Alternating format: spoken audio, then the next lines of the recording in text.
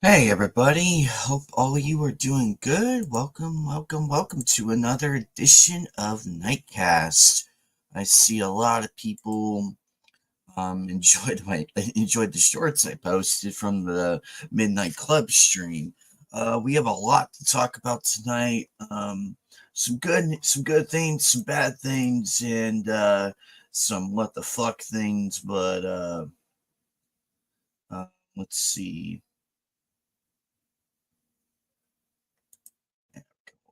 Use that one.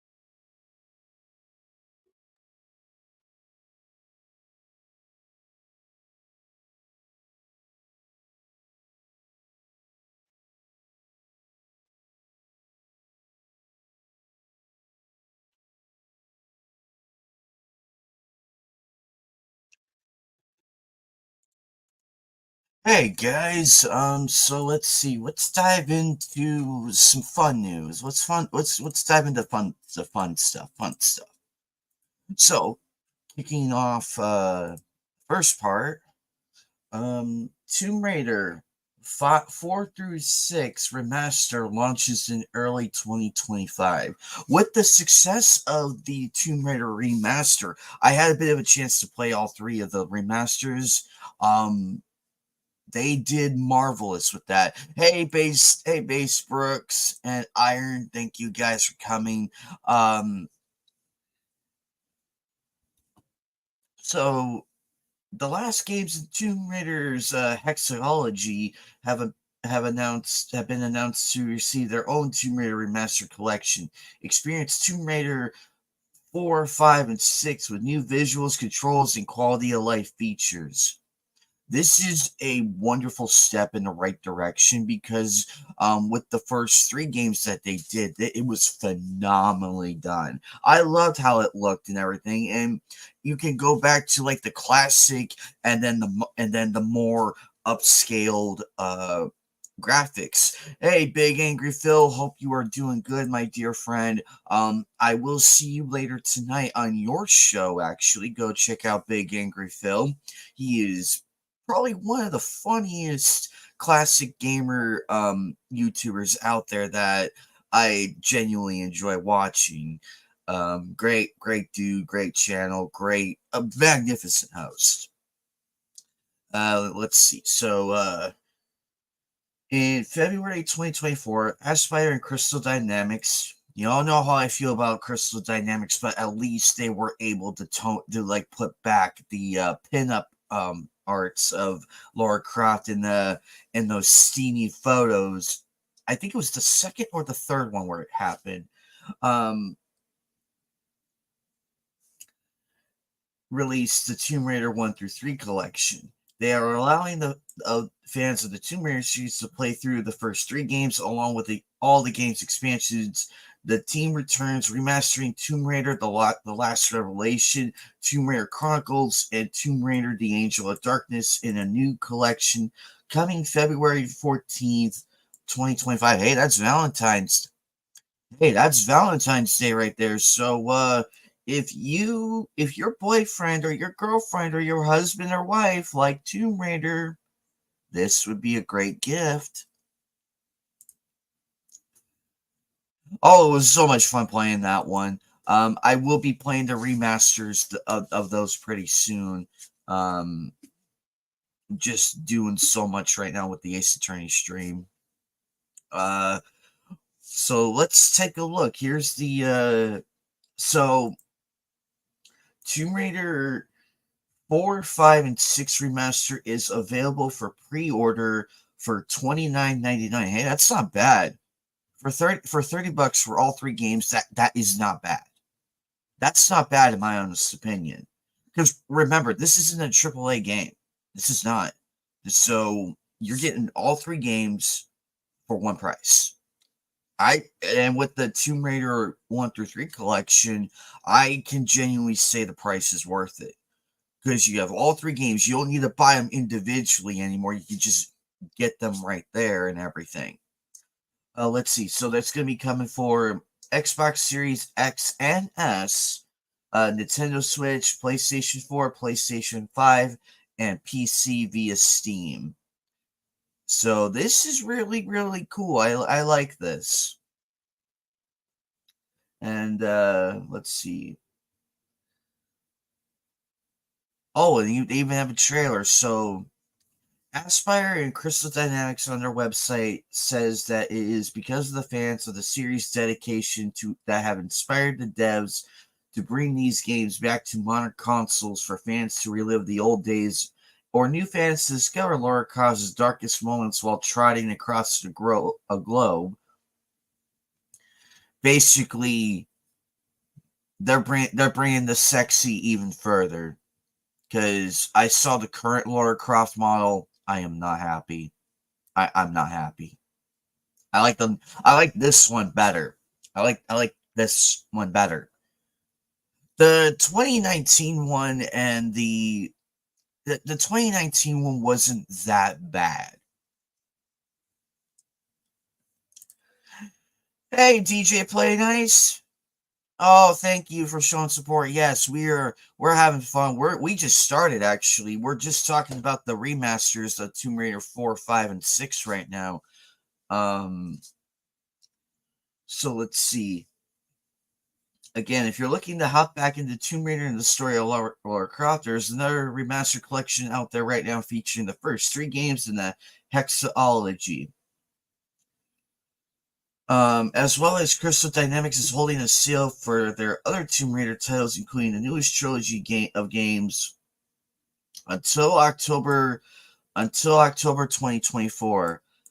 So if I were you guys and I want to play the Tomb Raider, I would do it now while you can, while it's on sale. But for $30 for this series, I mean, look at this. Look at this. This is how it should be, ladies and gentlemen. This is how Laura should be to begin with. Let me see here. Let me okay. Wait,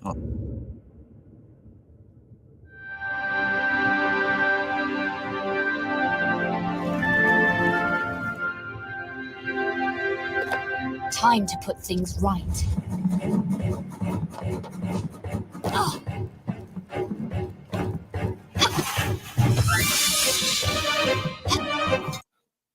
Oh, that looks lovely.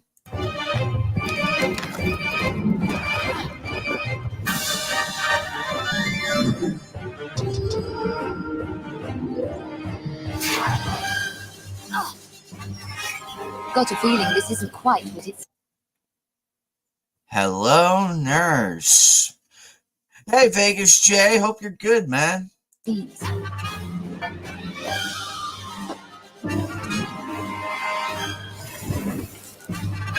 Give a girl a break.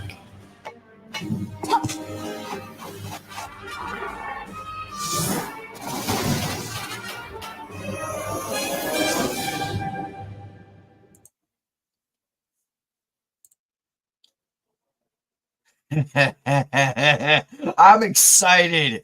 I'm excited. This is gonna be fun. So expect me to play this in the near future when it comes out. So,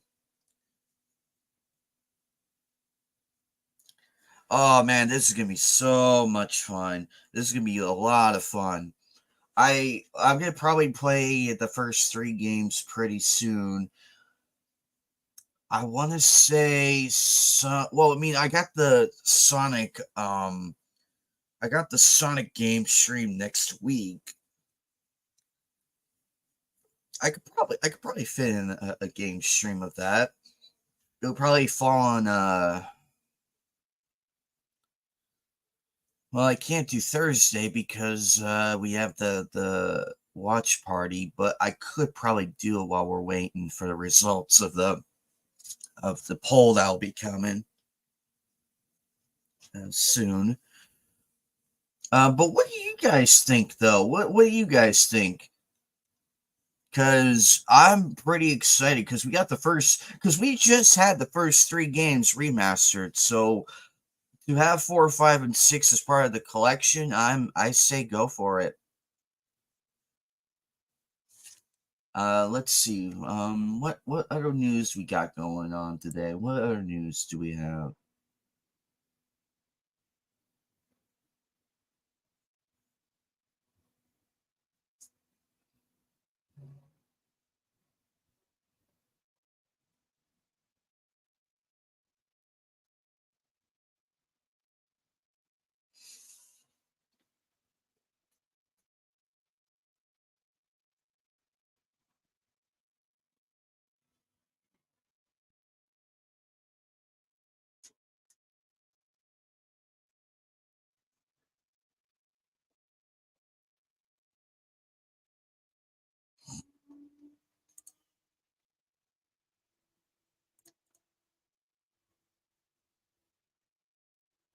Okay, so if you want some funny just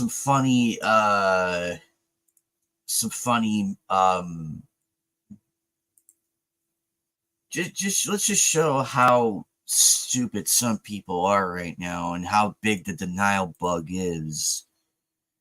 Because believe me, this right here has got me laughing. Dustborn director refuses to admit game was a flop. Rejects criticism regarding story writing. We don't feel we made a game that's primarily about politics. Big Angry Phil, if you're in the chat still, I bet you beg to differ. Because, um,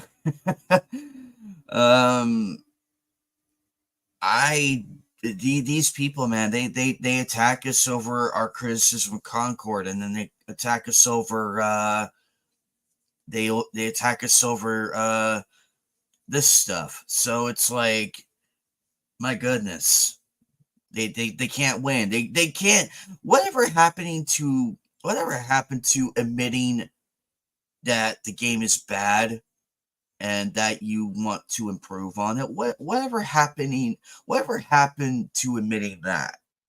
Oh wait, I forgot. We're not dealing with people with a moral compass. We're dealing with idiots who are so hell bent on this agenda pushing. And exactly, and that too, Vegas J, that too, no accountability. They don't want it. They're like, nah, man, we don't want the accountability. What accountability? How how dare you try to hold us accountable, puny plebs? How dare you hold us to have us morals and everything?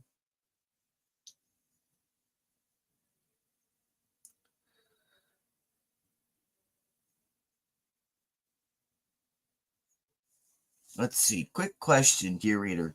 In regards to Dustborn, which is set in an alternate fascist version of the United States, which would never happen because we the people won't stand for this crap. depicted said regime enforces rejecting the idea of politics in entertainment and had players using the idea of canceling someone as a genuine combat mechanic. Would you consider the game to be an explicitly political one or one whose politics were incidental to its adventure?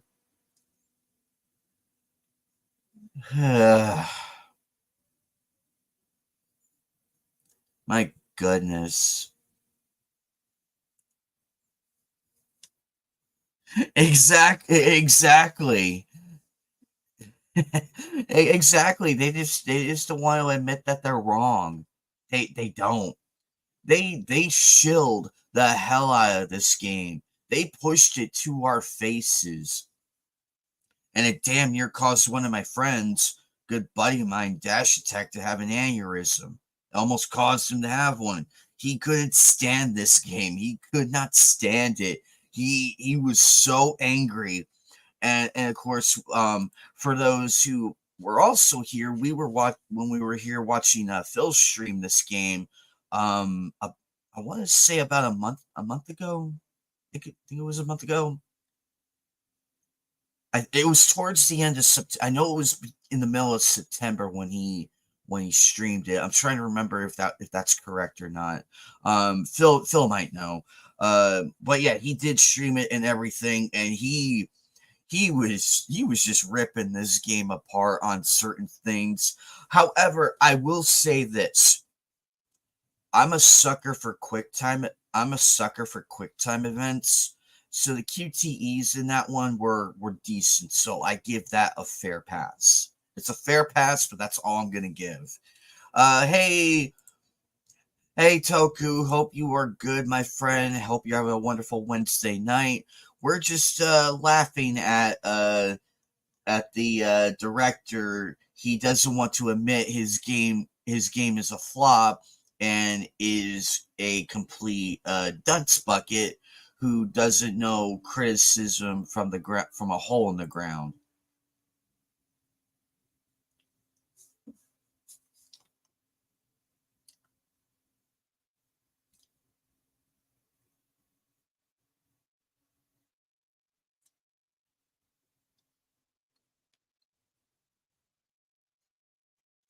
Now here is where, but here though,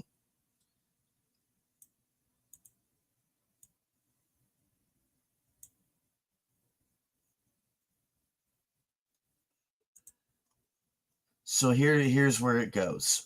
Common sense suggests that most, if not all, players would place it under the former label. However, the same cannot be said. CEO of Dustborn developer Red Thread Games, Ragnar Tornquist, no relation to Bob Burnquist, who believes that not only is his game apolitical, but the critics accusing it of being such are completely off base. I beg to differ, Ragnar. I beg to differ. You have people in my chat calling your game trash. You have people in my chat calling it trash. Tor Torquist, who also let's see, what can we call this guy? We're gonna call him and we'll figure out later. Hey Sailor Outlaw George, hope you are good.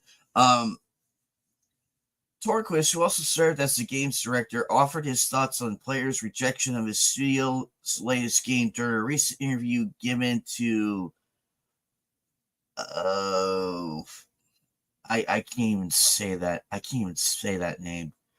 I'll just say Lawning, the editor in chief of the Norway based video games news outlet Gamer.no, on the subject of the Dustborn backlash.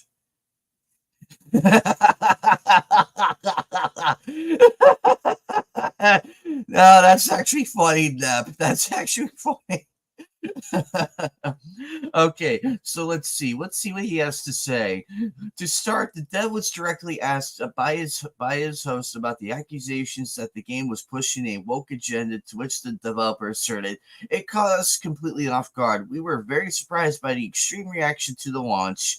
and we had no plan on how to handle it. Oh, you had a plan. You had a plan. It's called doubling down and attacking the fans, calling us every name in the damn book for giving us our honest opinion on a game.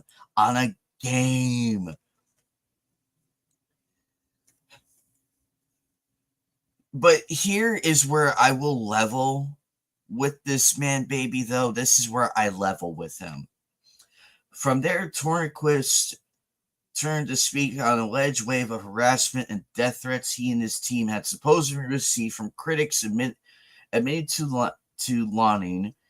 You can easily ignore what's said on forums or on X. Emails you a little closer to home, but receiving text messages where someone wishes you dead is unsettling. Now, let's be fair here. Let's be real here. Let's be real. We can dogpile on this game and call it garbage and all of that, but can we please keep it to that?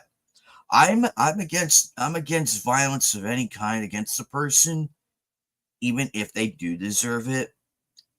However, in this case, can we please be a bit civil when it comes to this? It's our side doing it too. It's our side. It's not just the psychopathic left. It's the right doing it. It's like our side doing it as well. And I say the game is full of crap, and I just leave it at that.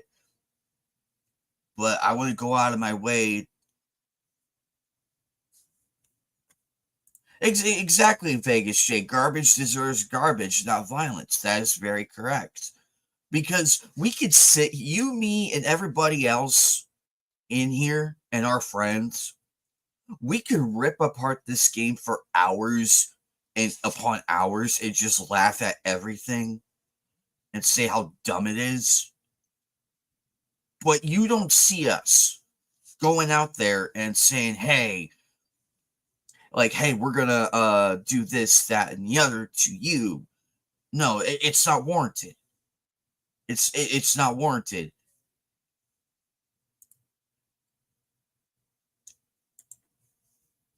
Because I like to keep the insults and everything to a minimum degree. I like to keep it to a minimum degree because that's how we are as fans and everything. And I do not condone this at all. Like, I don't. You heard it from me, guys. You're hearing this from me. I don't condone anything like this, though. Oh, absolutely. Civil stability and civil unrest. You're not wrong, Sailor Outlaw. You're not wrong, because with everything, because I personally, this guy may be a he may be as dumb as a cactus, but we forget that he's human just like us. He's a person just like us. Yeah, he's a complete moron, but we have no right, but no one has the right to do that to him, and we wouldn't condone that. We would shut that shit down immediately, because it's not right. It's not. I mean, where did things go wrong? And this goes to the people on the insane side that hate us so much. Yeah, they can insult us back and everything, and we just leave it at that. We just leave it right at the doorstep. Nothing further than that. But then again, these are not people, they are unhinged morons.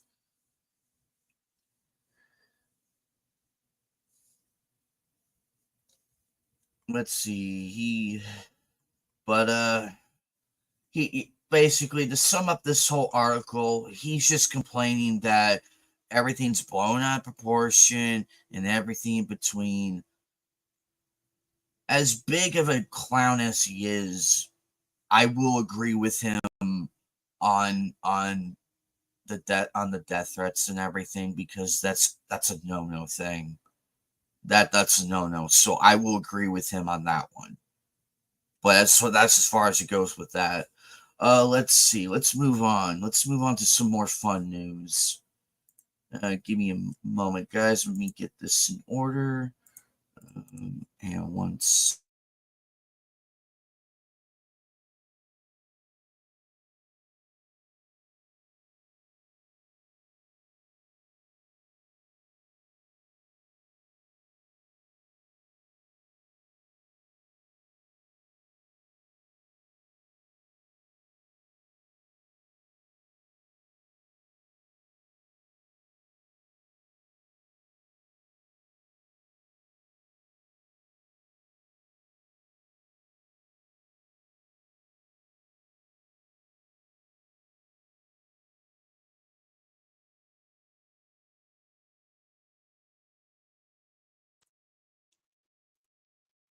Oh, I agree.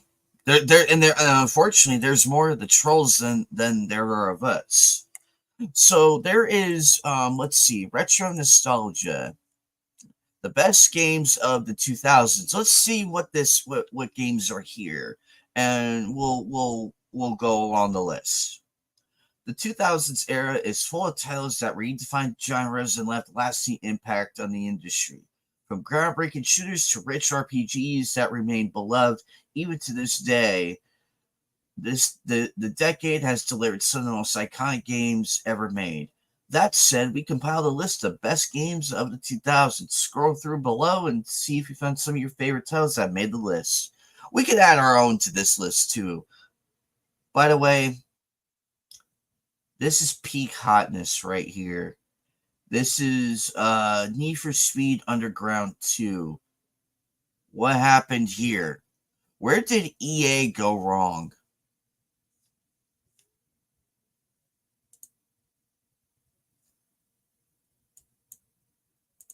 Oh, don't worry. If you go back earlier, I talked about the Tomb Raider 4, 5, and 6 remaster coming. So it's coming. Um,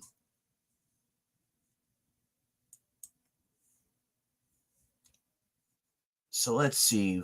Let's see at number 10. Oh, we got BioShock for the first one. This came out in 07.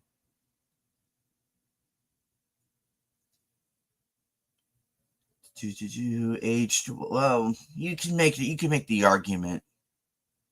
Let's see what else we got. Oh yes, the classic right here, Dragon Age Origins. Not that crap that's coming out soon. Nice. Let's see what else we got here. Halo Combat Evolved from 2001. A very fun game. I actually had a chance to play this one. Really interesting game. Bio Infinite was a lot of fun. Halo 2 way better. I will agree with you, Toku. Hey, California, great to see you.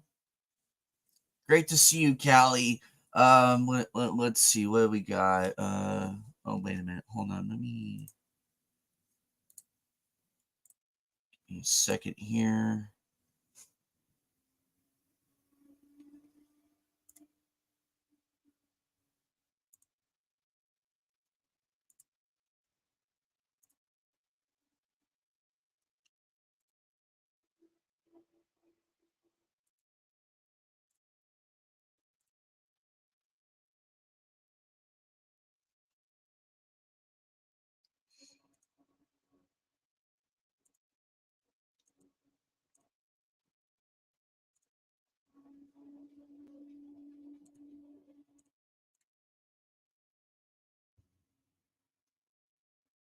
Okay, there we.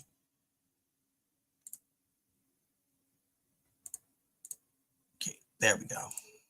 Okay, now that I got that sorted, there we go.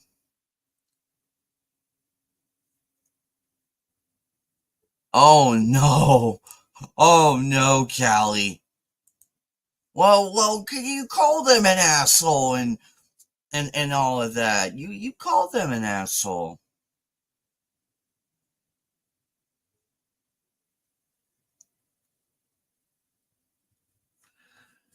Anyway, GTA San Andreas. Here we go. Now we're getting to the bigger hits. Here we go. Now we're getting good right now. One of my personal favorite GTA games of the PS2. It's up there with Vice City and the third one.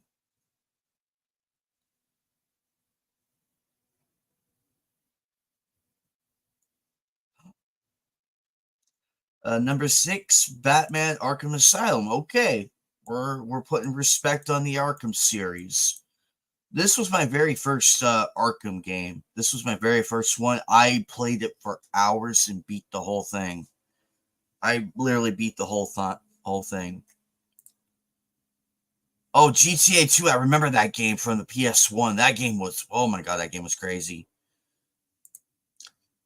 I got you guys. The reason why I'm giving wrenches is so people can post their like channel links and everything, get your channels out there. That's the main reason why I'm doing this.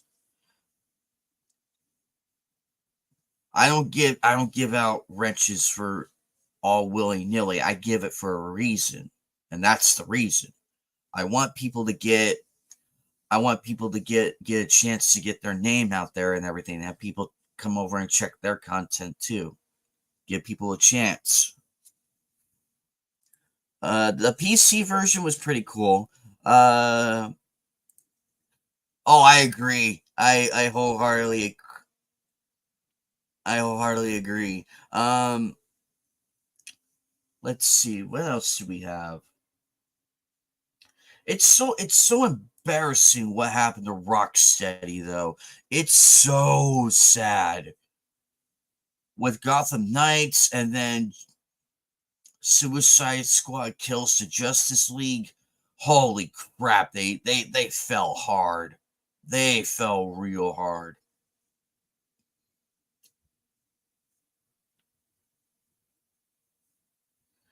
Oh, the goat of Star Wars right there. Star Wars Knights of the Old Republic. The goat right there. This is the goat. Oh, I'm sorry. Oh, they didn't make Gotham Knights. Okay, my bad, Toku. My bad. They made the Suicide Squad one though. I can't remember who made the Gotham Knights. That was my fault.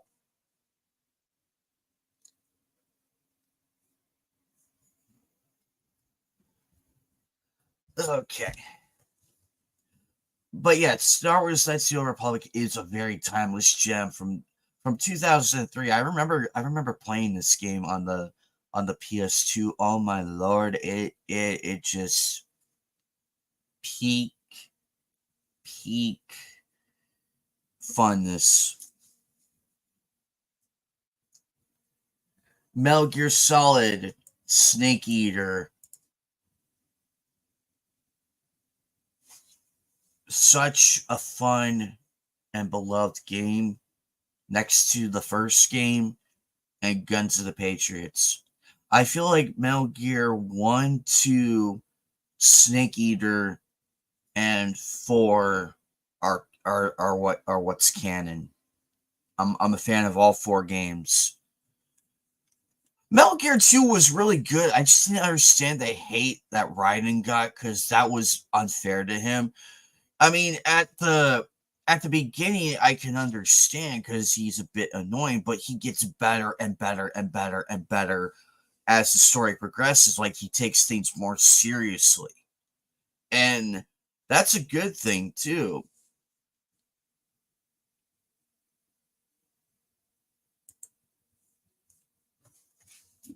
And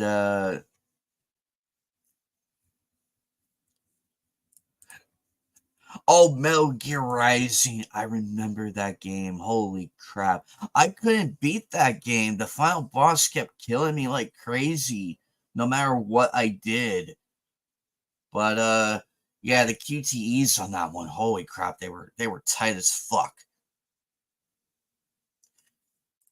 It's so much fun beating that game on the PS1. It's so much fun. You can just spend hours upon hours just shooting the bad guys, and it's still so much fun. Need for Speed Underground 2. Yeah, number 3. Hey, that's not bad for number 3. Um, then there was Hot Pursuit, and then there's Hot Pursuit, and then there's Underground, and just a lot of classics from that era.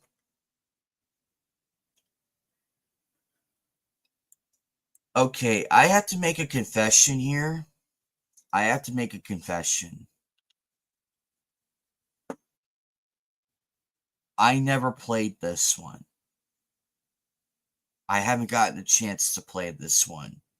I played Wolfenstein, the Colossus, New Order, Old Blood, but I haven't played this one.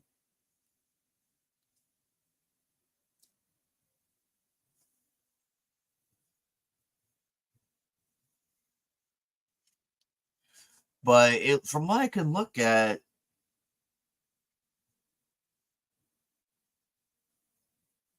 holy crap, she is cute. I wouldn't mind taking home a German girl. I wouldn't mind taking her home. If we look past everything else. And then the granddaddy, Counter-Strike 1.6. This was all the rage. This was all the rage with the LAN parties in the early 2000s. This was all the rage before Halo came out, before let's see what else was popular at the time.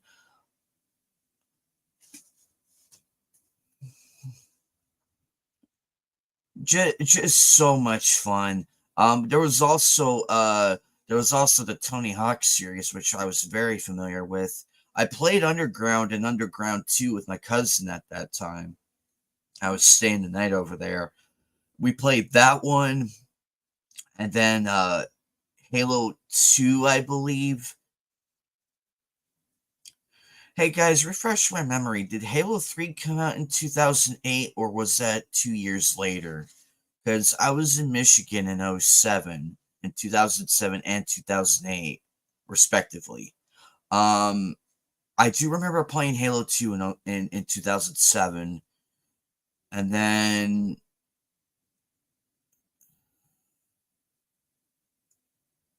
damn it, this is gonna fucking bother me.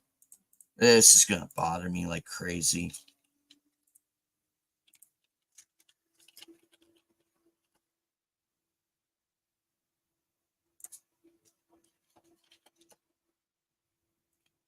Oh yeah, so we played Halo 2 and 3. Yep, it was the same year that game came out. So yeah, we played Halo 3 and everything.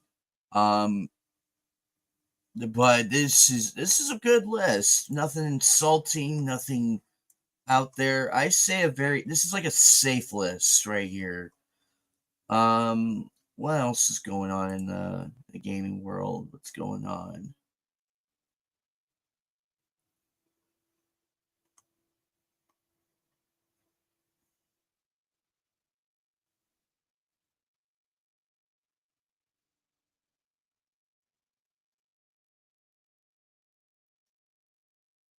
Let's see, what should we talk about next?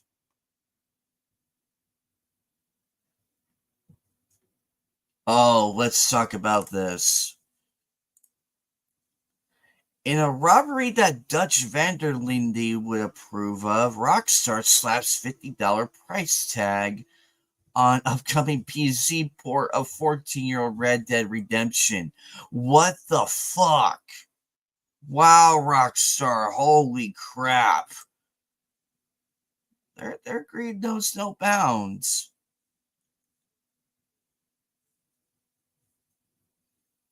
They just don't know when to quit. They just don't. They just don't know when to quit. Because they're fucking idiots.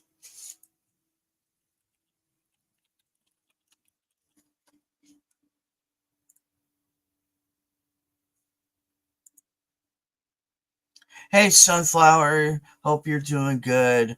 Lots happening and everything, and we're just talking about some news and ripping apart a lot of things because it's ridiculous what is going on,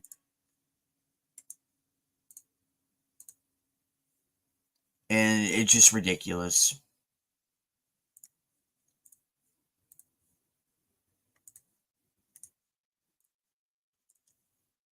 Give me a second. I'm just sending a link to a few people.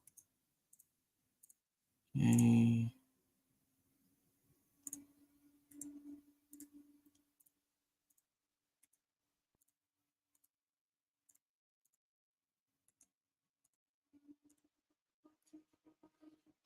There we go.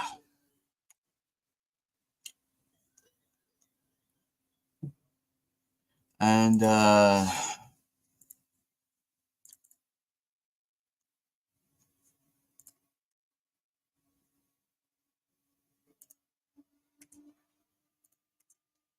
but yeah, Rockstar is so unbelievably crazy right now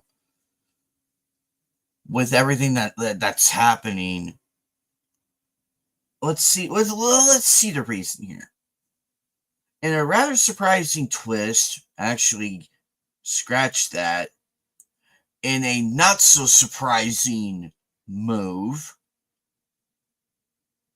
over 14 years since its original release, Rockstar Games has announced that one of their best games, the original Red Dead Redemption, will finally be receiving a PC port. 14 damn years.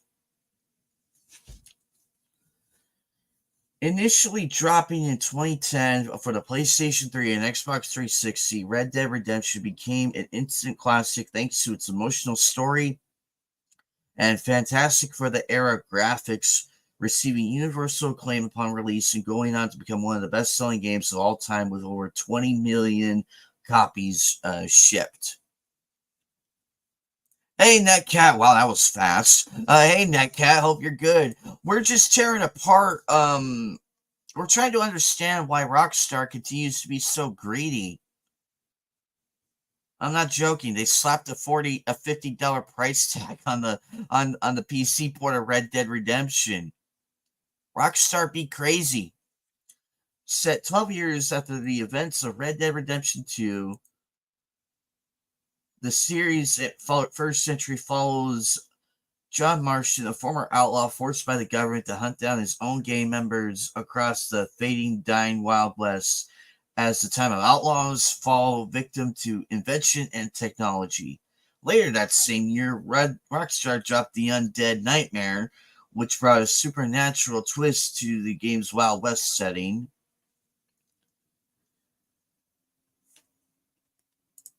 Thank you. I really needed those comments today. Thank you guys for making this stream awesome. I'm loving this. I was right to bring this back because I thought about bringing back um Knightcast because I wanted to give it another chance to just see what I could do with it.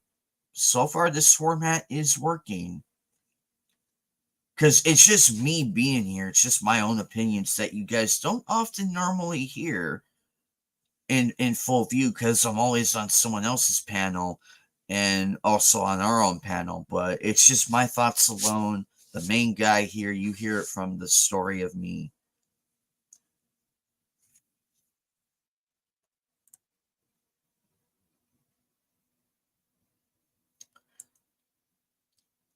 You could be right. It might be $40 or $50, but I do like the RDR series, but I'm not that crazy about it. I'm a sucker for the Wild West because of Clint Eastwood and everything, and John Wayne and um, Russell Crowe and all of them. because but that's my take on that.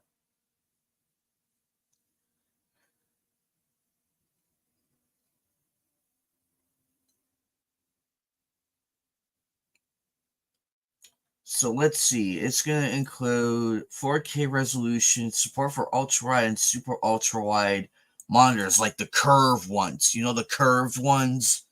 I saw those the other day. I wanted to vomit. I don't know how people can put up with that. I'm comfortable enough with two monitors because at least I can work with this. This I can work with.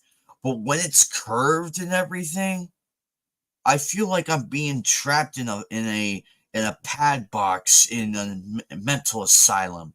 That's what it feels like. I do not know how people can play like that. No disrespect or anything. It's just I don't understand.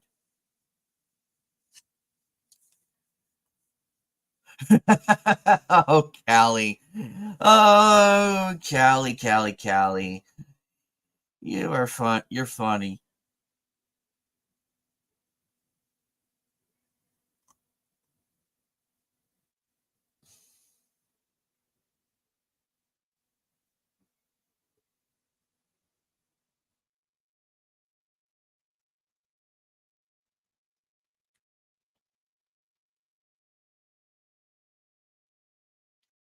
Apparently, people are not happy about it, and I agree with them. Well, that will sit in my wish list until it's $30. Besides, they have GTA 6 coming out. They're gonna make so much money from that one. Why why bother with the jacking of the price? But then again, they're greedy, so let's see. But yeah, Rockstar be tripping. They be tripping. Let's see. Grand Theft Auto 5 has officially overstayed its welcome, turning from a crime simulation into an art stage as MUBI gets Grand Theft Hamlet distribution rights. What in the hell? Hey, Geek Hero. Oh, I agree. I agree. The Tomb Raider remaster 4 through 6 had a reasonable price because it's all three games for one price, which is fair. That's a fair deal right there. And personally, I would get it, which I'm going to. That's the problem. Netcat, you hit it the nail on the head. That's the problem with the modern game developers. They don't understand. They don't worry. They don't care about the long term. They just want short term gains. But the long term bites them in the ass way more than anything. I mean, look what happened to Concord. Look what happened to what was that one game where they had that vampire Red Dawn or something like that? The one game that failed miserably, and with the Spawn as well, and Anthem crashed and burned. All these games, they were short-sighted games with no long-term longevity. That's why classic games like the Tomb Raider, um Need for Speed, the Metal Gear series, the Pokemon and Mario, this is why they have longevity, because of long term thoughts and everything. They're thinking long term of what they can do to amplify that IP. These clowns don't. The people here, they're so short sighted.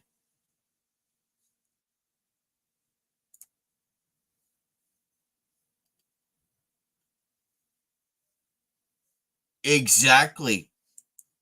That's also true, because it's so sad when because it breaks my heart when a game studio gets shut down, or one that's so beloved like Respawn and Visceral Games and uh, Vicarious Visions. Those studios did not need to be shut down. They had a lot of good stuff going for it. Let's see. Surprising in a we actually I'm gonna read this in a way. In a not surprising twist, Grand Theft Auto has transformed from a crime-driven simulator into a platform for creative expression and innovation. I'm all for freedom of expression. I'm all for that and everything. One such project is Grand Theft Hamlet, the documentary film that glues Shakespearean classic tragedies together with the virtual world of GTA Online. I'm trying to wrap my brain around that. I am trying to wrap my brain around that, actually. But then again, players be players. Then I'm just as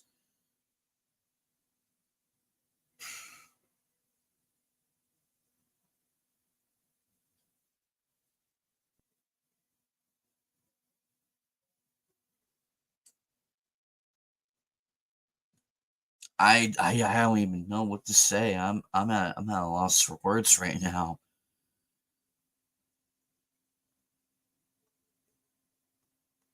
I can't believe that this is a thing. Anyway, let's see what's going on. What else is going on?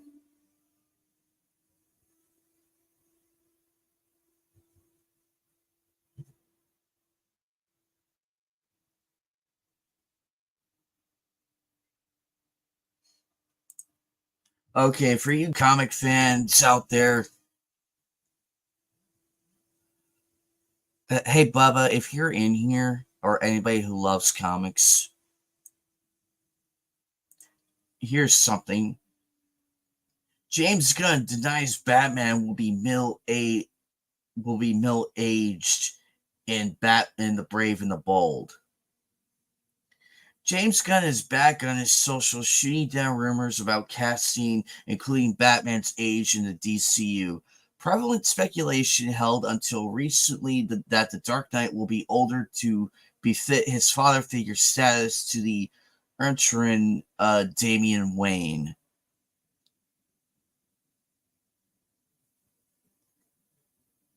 However, according to Gunn on Threads, this is not the case.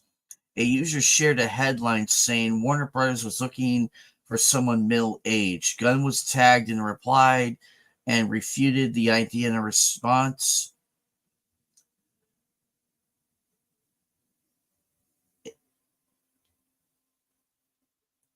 He goes to say that's true, but the casting story is fiction.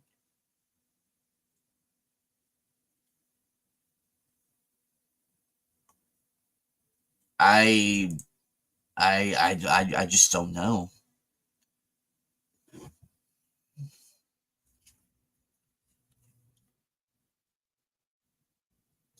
Let's see. This should be the last word on how old Bruce is going to be in the DCU, but it might not go down well with everyone. A lot of fans still want to see 46-year-old Jensen Ackles finally play the Caped Crusader in live action, and Gunn's pretty much ruled him out here for the second time. James Gunn can't. What is it with James Gunn? First, he stifles Henry Cavill, and then this. Now, Jensen Ackles is a good actor. Don't get me wrong. I mean, Jensen Ackles is a good actor. Don't get me wrong. But what the hell? When did age become a factor in this? You could still go at 46. You could still go like I don't care what it is I do. I could still fight. What do you guys think? Is James going off his rocker? Because it looks like to me he lost his brain somewhere in his house.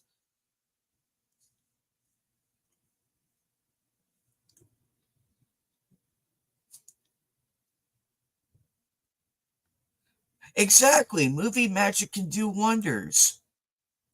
Now, I don't know about the de-aging thing, but at least let it be natural. I mean, you can make the hair kind of like that color where it's like still really good, just not out there. I mean, we seen. I mean, for Christ's sake, we saw Michael Keaton come back as Batman, and yet James Gunn wants to do this. What a fuck! James Gunn's a fucking clown. I just don't know anymore. I really don't. It's gotten to where I'm just gonna be like, you know what, James Gunn, you are a moron, and sometimes people just want to be stupid.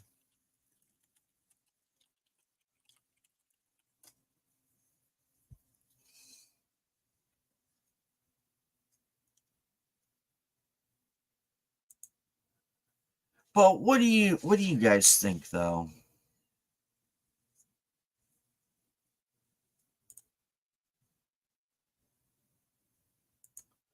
Well, okay, let okay, Callie, you bring up your point. Who do you?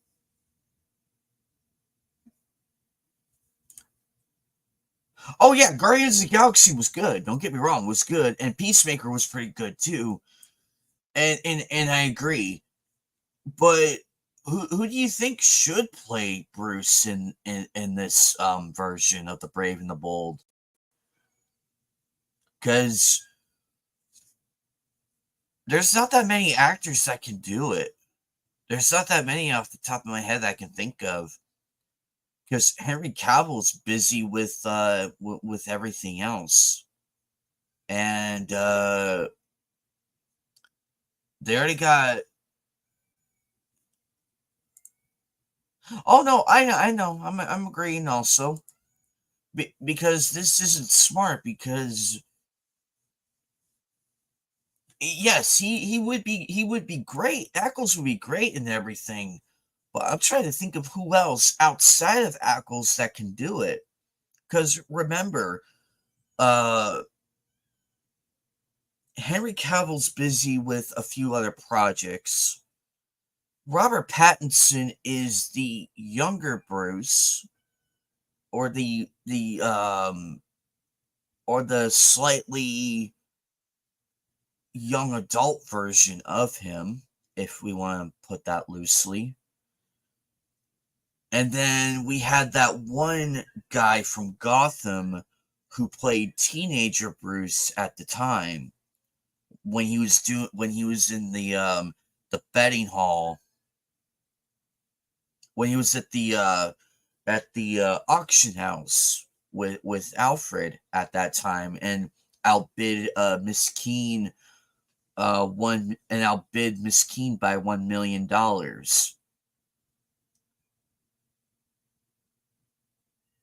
That's a crap load of money. Don't get me wrong, but Jesus, because I know Michael Keaton could pull this off, but I have a very bad feeling that he would probably knock out James Gunn on his ass if given the chance.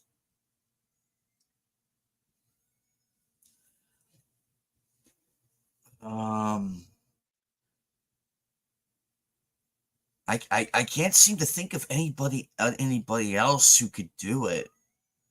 There's a lot of great people out there. It's just I don't know. I don't know, honestly. That's a tough one right there. Cause forget Ben Affleck. Fuck him. He was great as he was okay as Batman. Christian Bale, actually,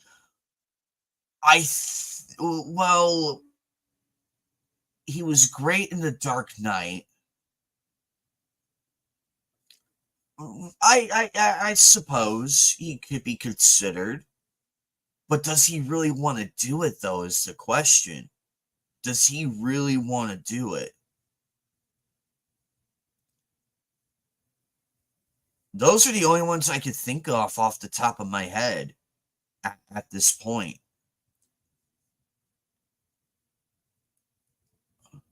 Val Kilmer could probably play like a much older Bruce, but would it work though? He's an awesome actor and everything. I loved him in Batman in Batman Forever. Oh wait, was it Batman and Robin or Batman? Damn it, hang on one second.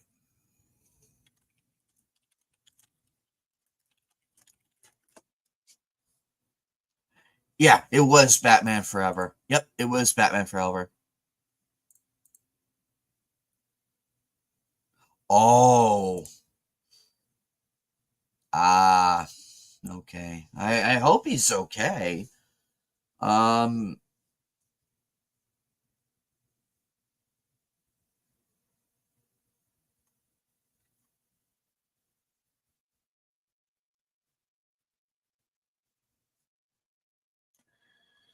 I don't know, guys. That's the only ones I could think of off the top of my head who are the candidates for that role.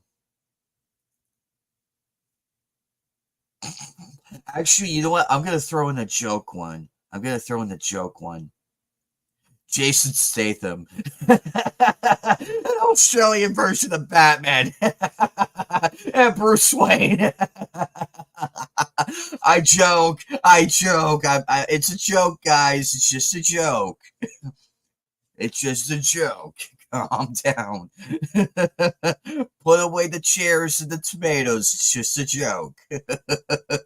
But that would be interesting though to see him do that. That would be so out there. It would probably surprise everybody. It would shock everybody. Be like, what?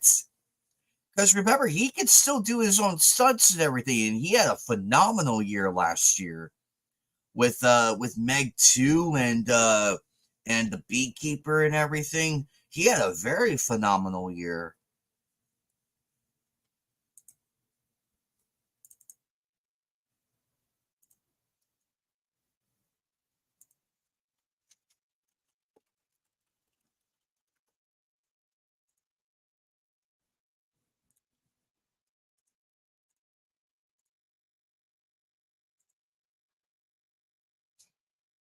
But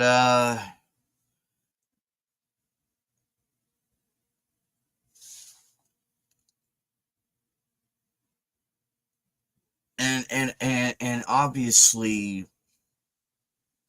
obviously um Kevin is no longer with us.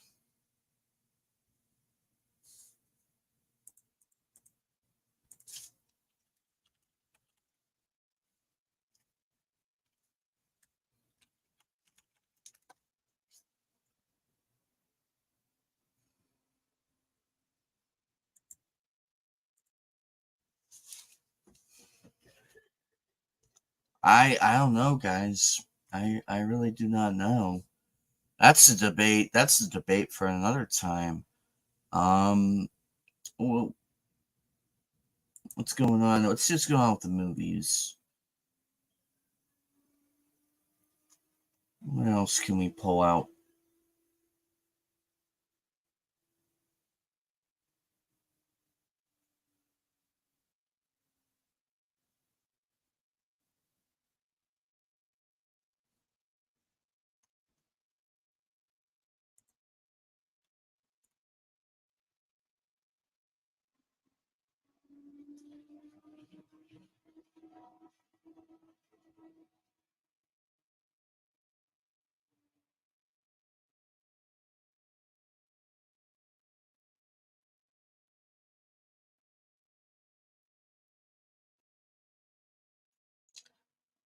Oh yeah, I heard about that Vegas. I heard about that.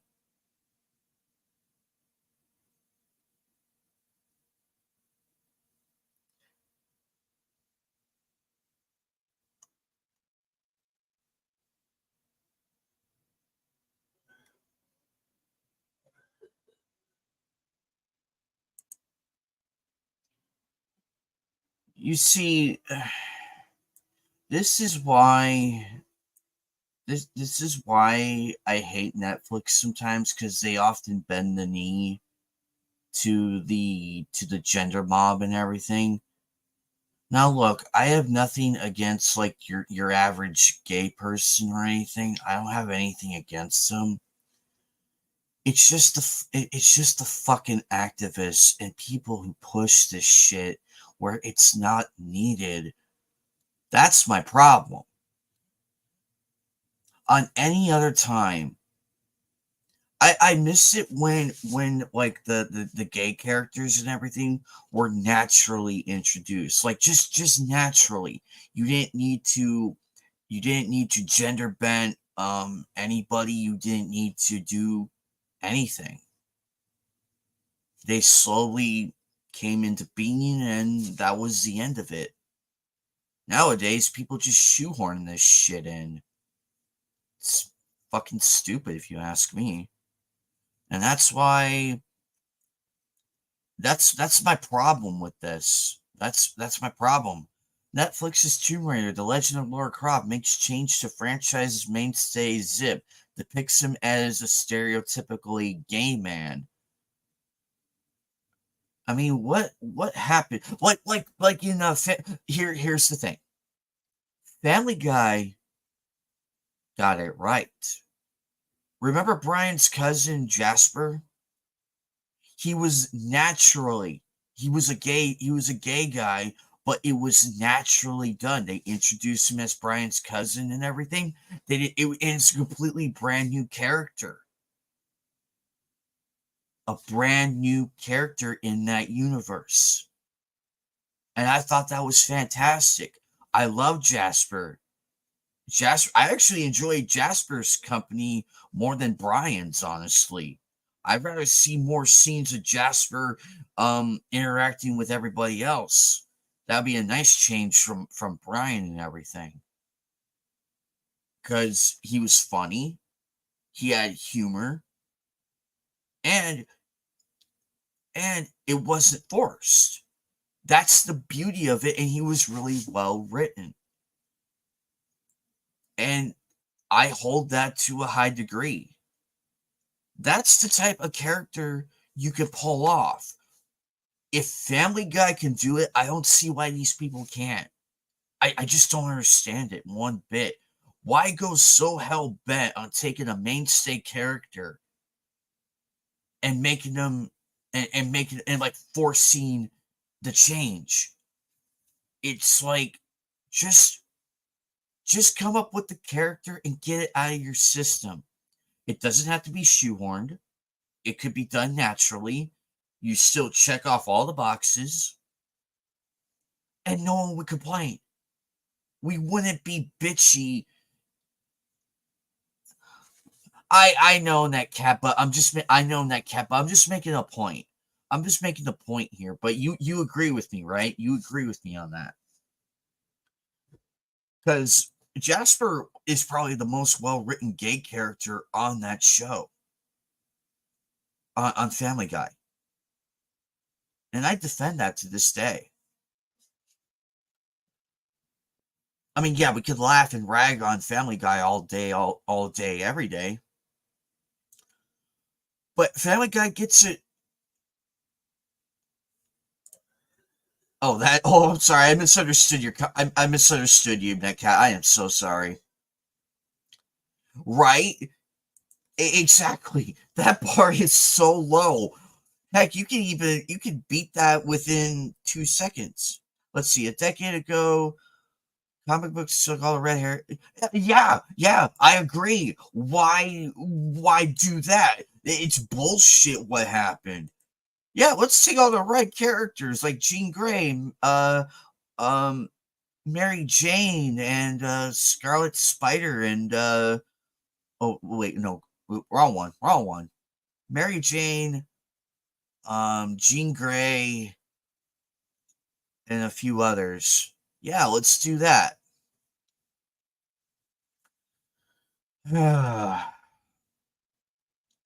Look, I'm gonna be perfectly clear here.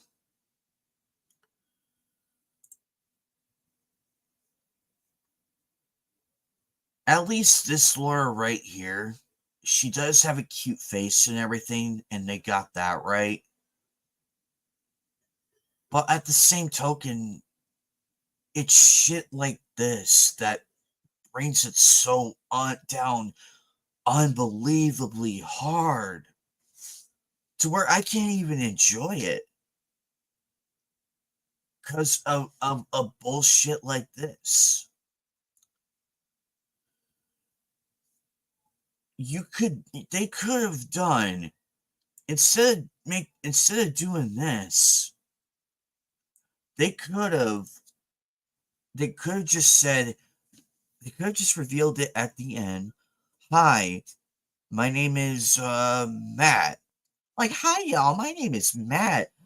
Oh my goodness, Laura, that dress is so lovely. That is so lovely, Laura. I'm your mission advisor. We're gonna be going and raiding tombs and trying to find some magnificent juicy artifacts, darling. It is so unbelievably simple. You don't have to like rewrite history just to appease that crowd. You could still do it with a new character. It would have the same impact. It would have the same check boxes. It would be, and thirdly, it'd be natural. What happened to introducing characters naturally? What happened? Because remember, when Sag Shot came out, everybody loved it. No one bitched about it. It was a brand new character in a brand new setting in that universe. Or what let me think for a minute. Tara as well. Brand new female character. And same thing with Jasper. I'll put 3 of those right there. It is so simple to do this. It is so unbelievably simple.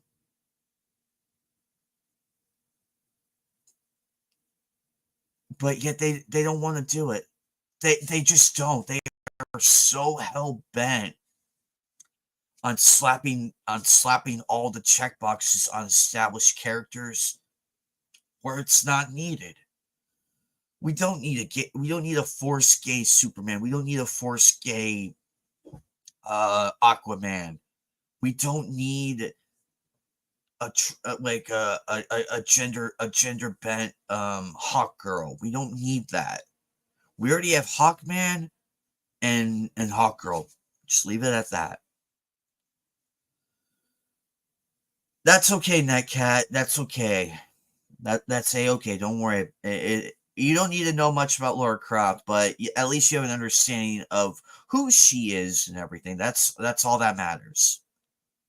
I don't trash people on their lack of knowledge of a certain franchise. I don't do that.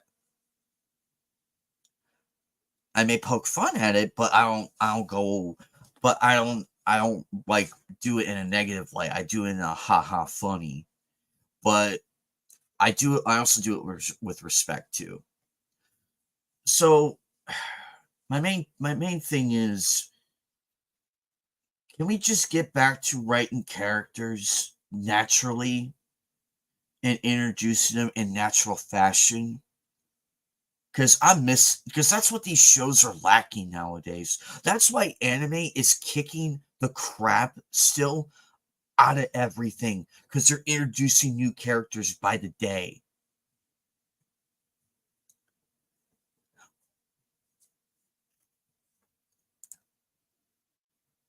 Oh no, you don't deserve to be bitched at, Cat. You don't deserve to be bitched at.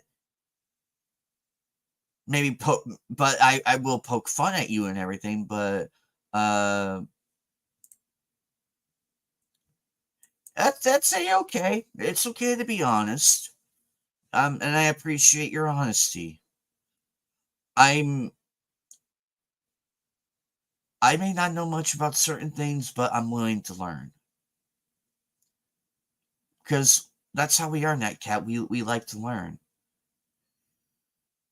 The sad thing is, though, it is so unbelievably sad that they have to do this. Let's see what's going on in the comic book world.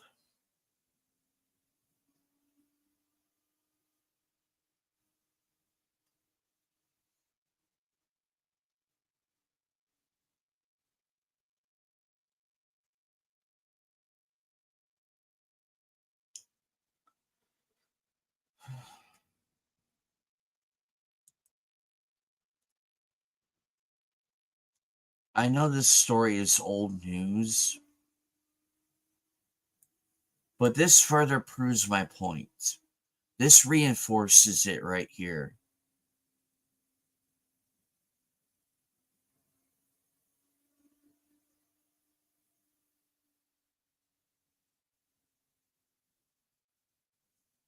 This further amplifies the point I made.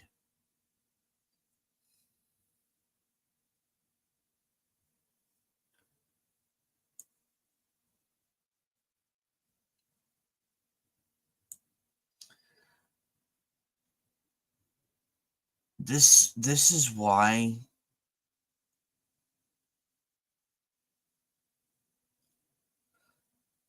okay, that makes sense. But this right here, though, ladies and gentlemen, this right here completely backs up my entire point. It just completely backs it up because of bullshit like this. I'm not interested in this character now. I'm not. Because they're so focused on the pronouns and everything. It's so it irks me so badly that they gotta do this. They have to emphasize on the sexual orientation of the character and the gender of the character, where you could do more than that. You could do so much more and bring interest to the character. You don't have to focus on the two qualities of it. You can focus on the whole conundrum of it, the whole aspect. It's ridiculous because and this is another reason why the comic industry is such a fucking embarrassment right now, and why manga further is further burying it in the grave.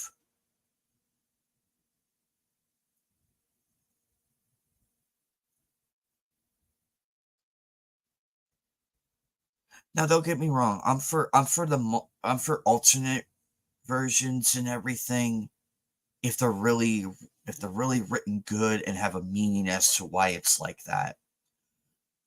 If they could do it with Spider-Man and everything, and Miles Morales is Miles Morales, by the way.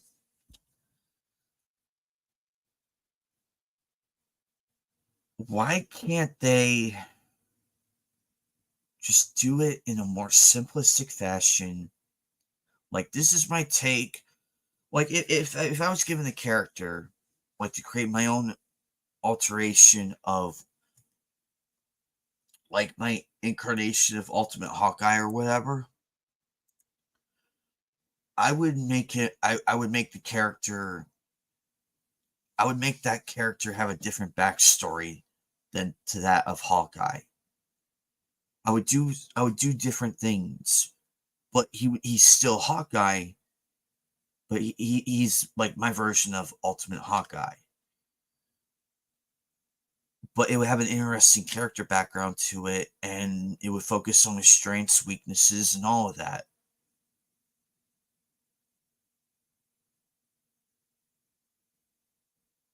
That's the problem nowadays with the industry. The lack of creativity, the lack of actually going out there and taking a chance with new characters. And like I mentioned earlier, this is why anime is the pinnacle of creativity. New characters are being introduced, new stories are being introduced, new arcs, new this, that, and the other.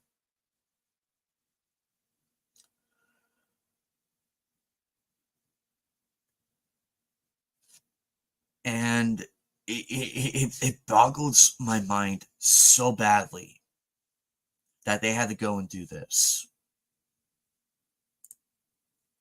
Because whatever happened,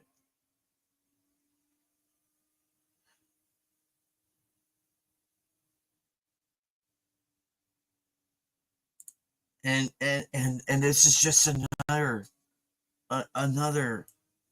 example. This is just another example right here.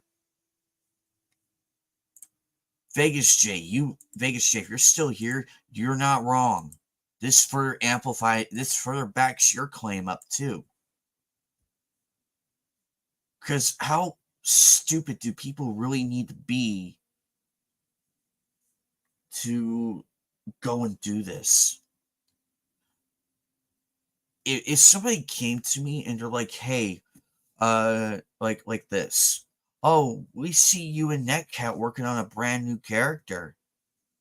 Can you please make here's the revisions we want for it.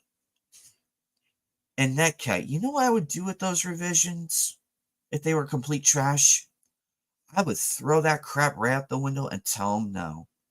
Get the hell out of my office.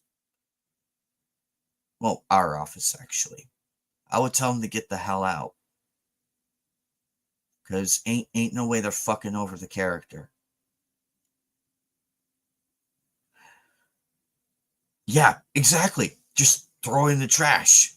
Like complete trash. Like, no, we're not doing this. We're not playing by your game. We're making this character to this standard, to this degree. This is how we're introducing it, and we're leaving it at that. Not this hot potato bullshit with the gender mob and everything.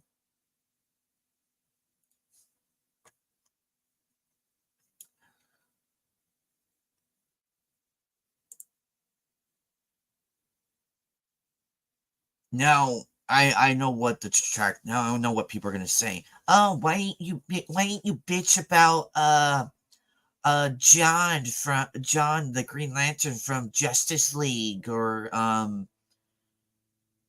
Duncan or Duncan who played Kingpin in the Daredevil movie. There's a main difference between the two of those. There's the main difference. John already existed in that universe. He's the Justice League's version of Green Lantern. We have Hal Jordan and we have John, two completely different people with two completely different backstories. John is that universe's Green Lantern. Hal Jordan is the Green Lantern of that one. It's easy to tell apart both characters.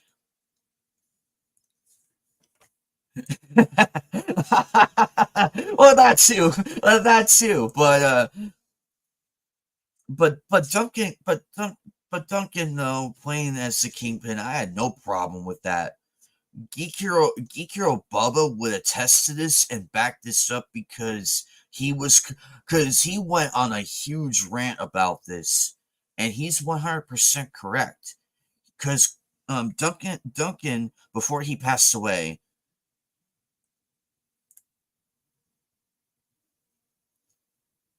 Yeah, exactly. And I like it when an actor sticks to the lore of a character that they're given. That's why I respect Henry Cavill and Duncan and so many others who made all of these characters so fascinating. Danny DeVito was the perfect Penguin in Batman 2. He was the perfect Penguin. Michelle Pfeiffer was the perfect Catwoman, in my humble opinion.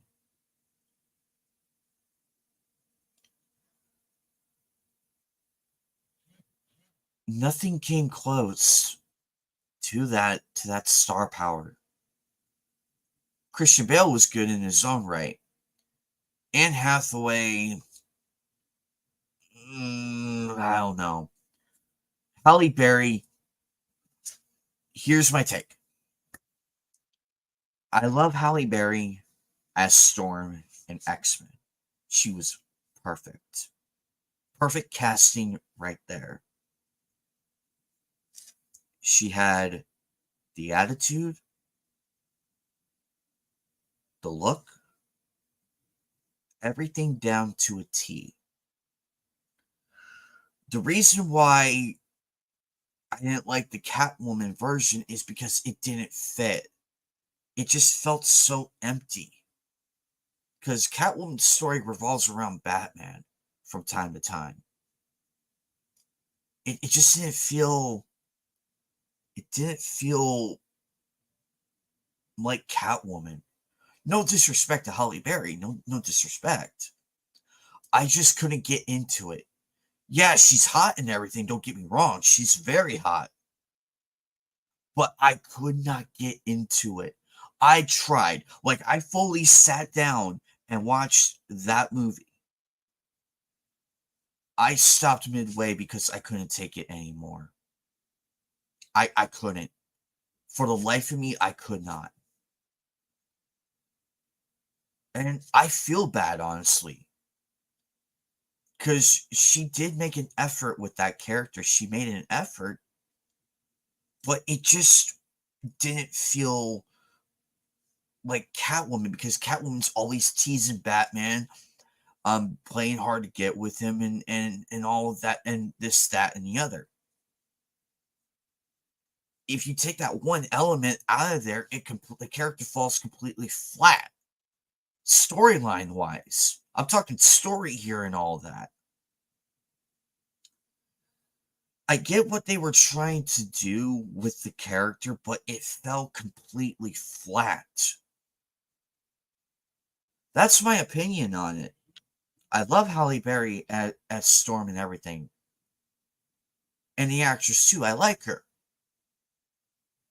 But that's just my one issue with it. That's just my one issue with that movie. It's just the story didn't feel right. It didn't feel right at all.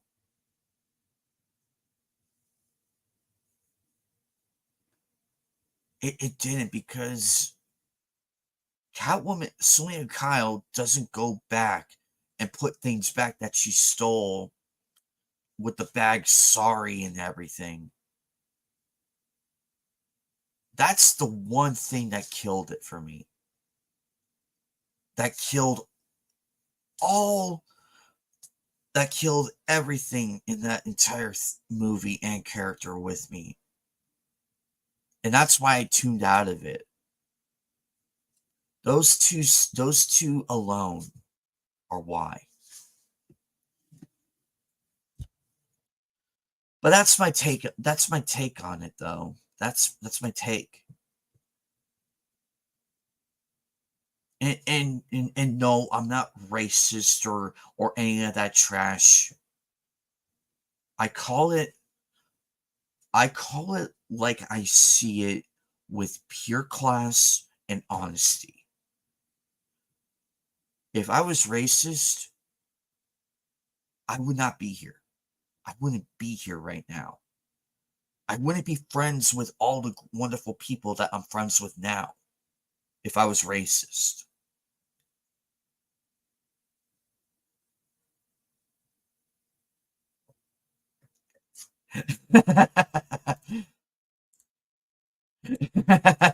Oh, I'm not allowed. Oh, yeah, exactly. They won't listen to my take. Oh, I'm just an inbred white boy living in the south side of the country. That's what they would say to me. Oh, you're racist. Oh, you're racist against Halle Berry. How dare you be racist? If I were racist, I would be calling every person so many derogatory names, even the no ones. But I don't do that because but I don't do that because I'm a person who likes people for what they are.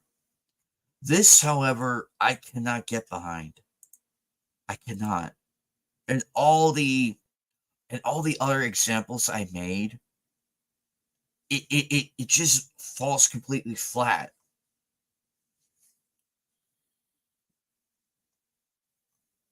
Cause look, this is Batwoman right here.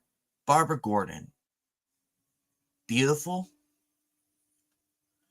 beautiful, loves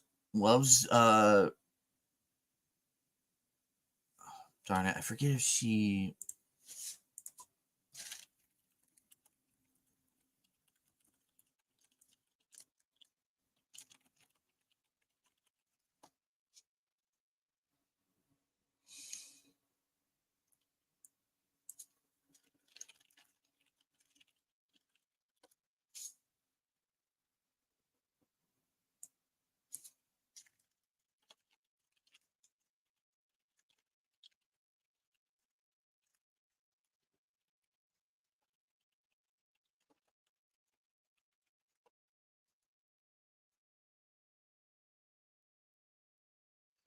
yeah, and she loves Dick Grayson. This is the perfect this is perfect. The perfect character in everything. I still can't believe they're trying to human they're making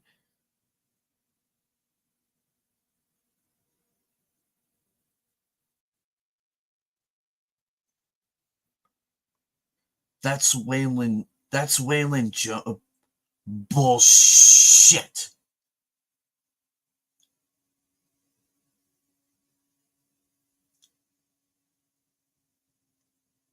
Oh my lord. Wow. This is bad. Holy shit.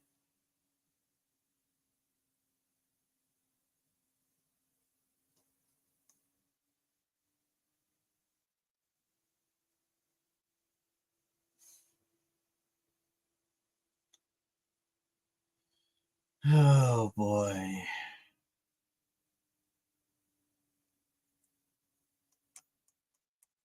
Just so much going on.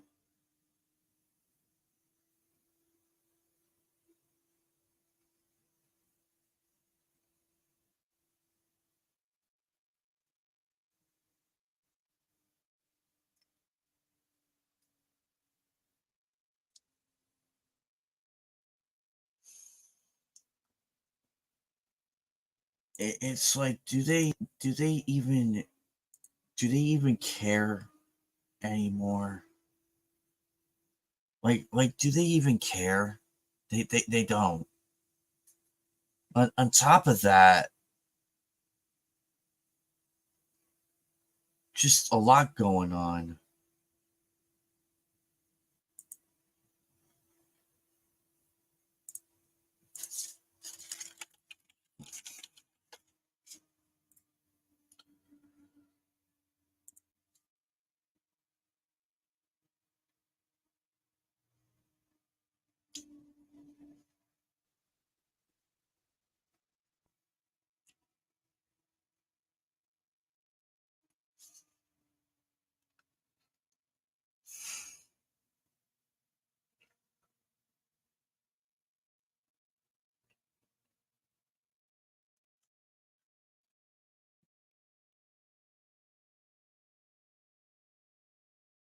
It's just when you really look at it, the creativity is not there.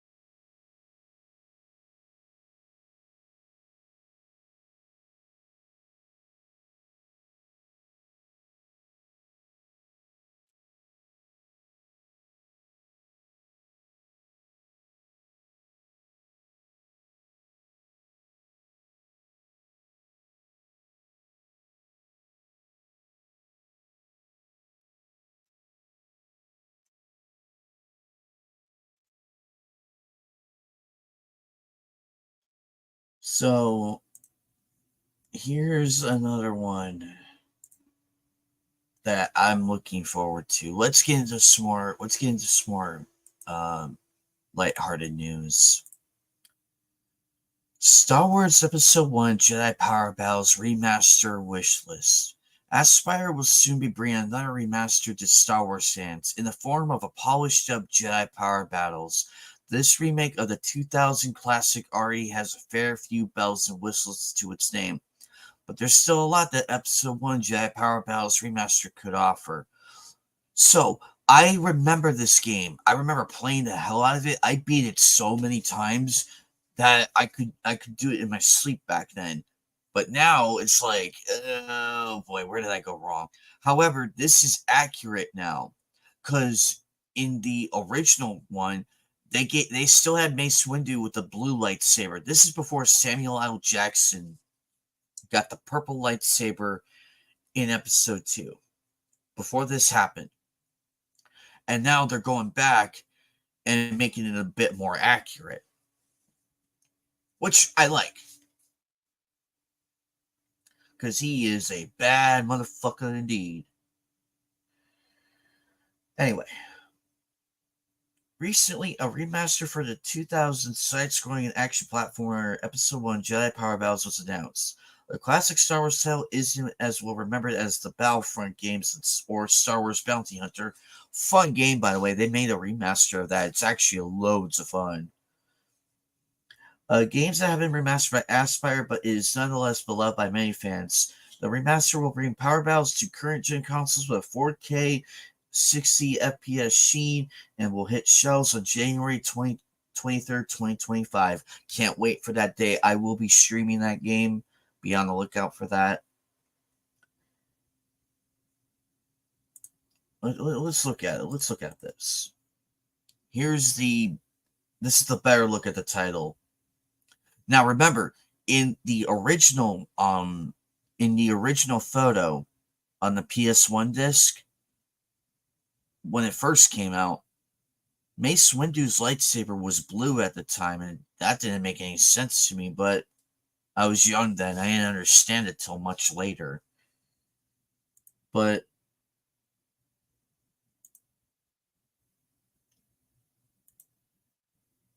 this looks really good. Upscaled everything.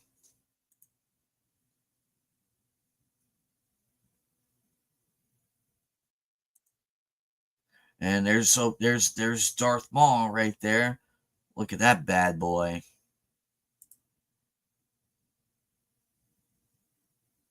There's Plo Koon and Qui-Gon Jinn.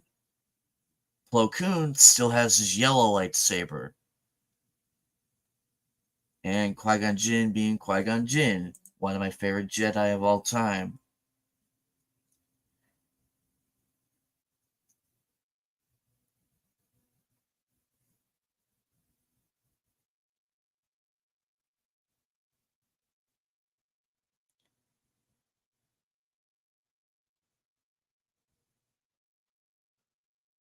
Let's see. A point of immediate concern for some fans upon Power Battle's announcement was the fiasco involvement of Aspyr, the studio behind Battlefront Classics Collection launch fiasco. I remember when that happened. Holy crap, that was bad. However, Aspyr has not only experience with other Star Wars ports, but saw something of a redemption later in the year with a solid remaster of Bounty Hunter. Moreover, there's no sign that Jedi Power Battles will have online functionality, which I can live with that. I can definitely live with that.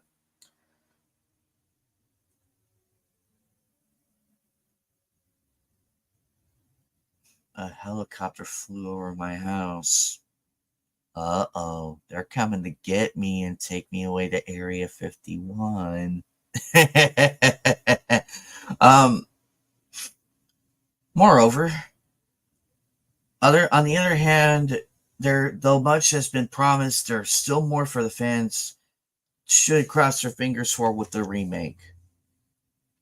13 new characters have been announced for Jedi Power Battles Remastered, in addition to the news that the original secret characters will be available from the beginning. Because I remember you had to unlock um Padme, Tanaka, and Darth Maul by being in the game with those respective characters with Obi-Wan.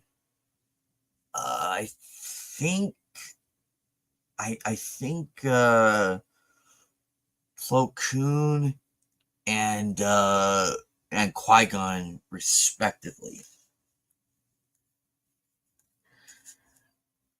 According to PlayStation's blog, Rifle Droid, Staff Tusken Raider, Ishi Tib, and Wheat Quay will be available to unlock. It's likely that only new characters will be those already available as assets in the original, which describes the above, but this still leaves for many options. Jawas, Gungan warriors, and or droidekas are all solid candidates for this role. Though if Aspire decides to make Wally new assets, other Episode 1 Jedi like Yaddle or Jarl Proof would be fun picks. What about Kit Fisto? How about Kit Fisto for one? I would love to have him in this game. Or Kiadi Mundi, as big of a clown as he is. But I digress. The remastered Jedi Power Battle should take cues from Dreamcast. I remember this being on the Dreamcast as well. One of my friends had it. I had the PS1 version of it. He had the Dreamcast one. According to PlayStation's blog, Aspire enhancements to Jedi Power Battles will be based on the expanded post-PlayStation release. This implies that Aspire will be using the bones of the port found on the beloved Sega Dreamcast, which many fans consider to be the superior version. Though it's nice that some PlayStation UI will be preserved, fans should bank on Aspire taking more from the Dreamcast than from the PS1, as the latter was notably jankier.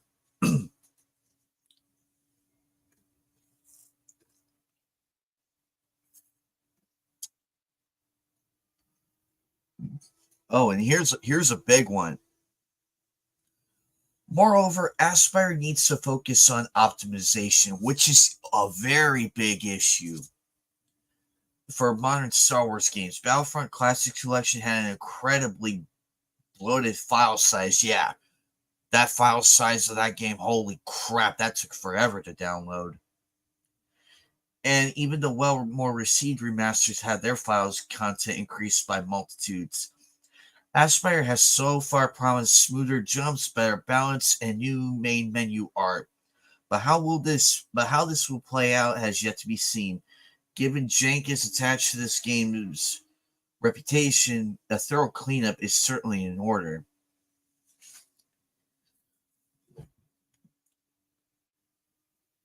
More accessibility features to cope with high difficulty. Jedi Power Battles is notoriously difficult. Yeah, you got that right. It is difficult. And that by no means a bad thing. However, it's become pretty standard for remasters of retro tough games to include accessibility options.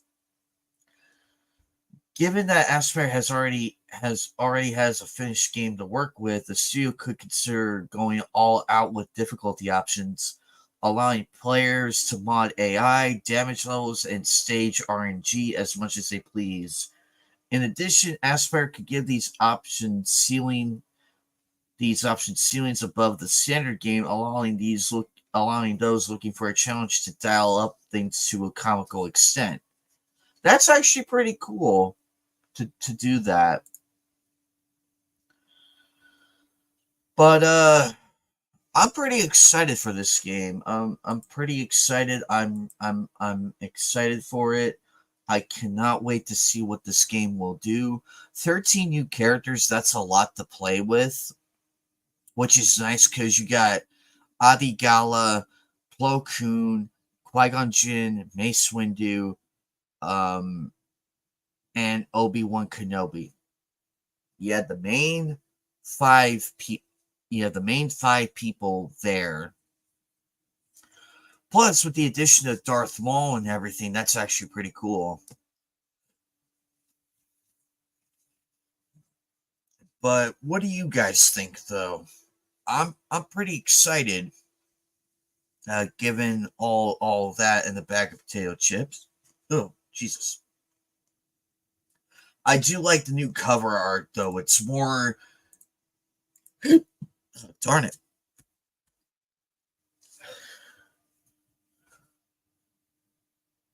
Whew. It's more in line with the lore and everything, because Mace Windu did it. Because Mace Windu did have a purple lightsaber and everything. So this is more in line with that.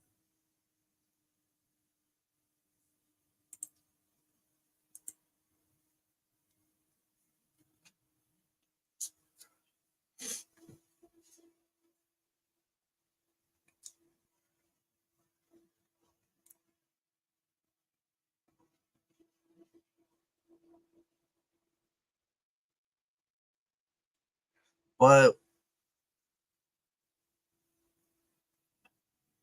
I'm pretty excited for the coming games. So we have a lot coming this year.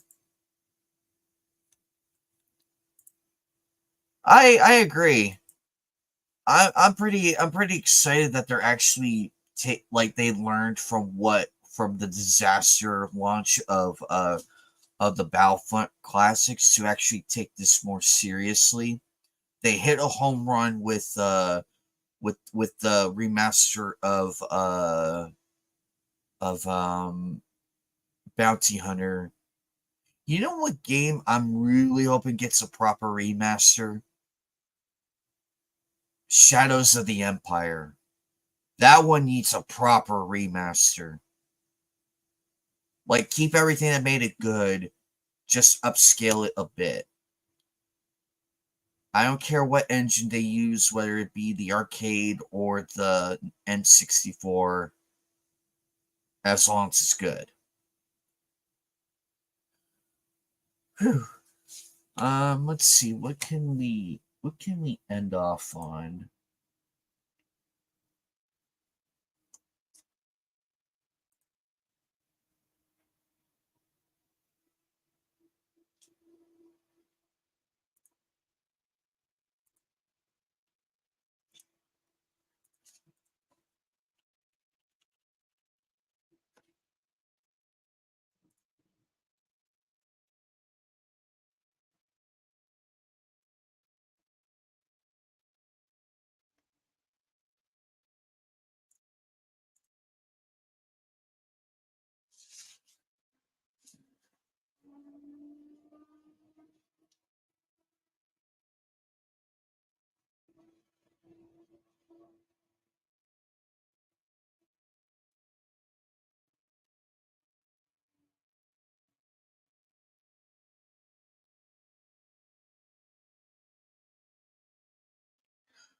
But I've had this has been a lot of fun. As far as the Asmongold thing that I've been hearing about, personally, I think he went a bit. He I don't know what he was thinking with that. I don't know if he was trying to be edgy or not. But Jesus Christ.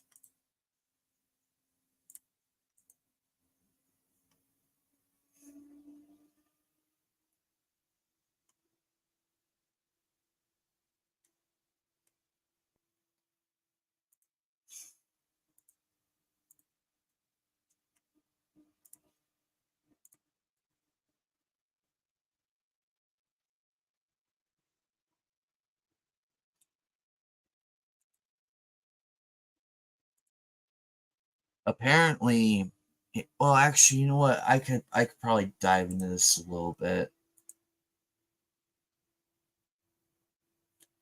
I'm just gonna give my take real quick, and then I'm gonna leave it at that. Because apparently, from what I've heard, Asmongold banned from Twitch over Palestine hate speech.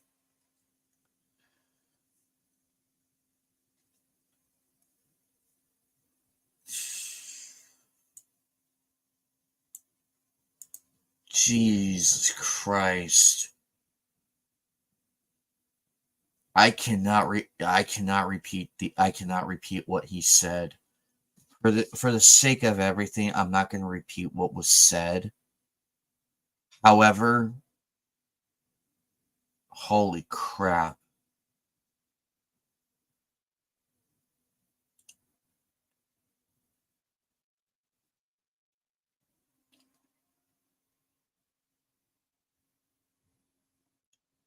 Apparently, he was also criticizing Gaza as well. Personally, here's my personal take. I do not like what's going on in the world.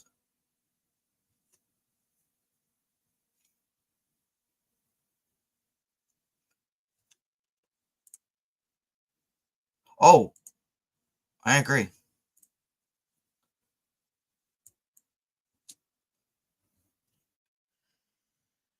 Yep. I'm against this Palestine Israel war, to be perfectly fair here. Just like I am with the Ukraine Russia war. I'm against war. I'm a person of peace. But that's as far as I'm going to go with that. However, the Middle East is one giant conundrum. I may not agree with many things. I may not agree with many things going on over there, but I don't think of them as as I don't think of them as that. Though this, however, actually they face a lot more from Hamas, but it's they do face a lot though out there. This is one hot button issue that I am trying very hard to give my own take on, because Asmund Gold, he's an idiot sometimes, and this is proof of that. He should have chose his words a bit more carefully, but in this time of what's happening, a lot can go wrong. The whole free Palestine thing and all the activists, it's like, yeah, I agree, Shiny. They take things so out of context and all that.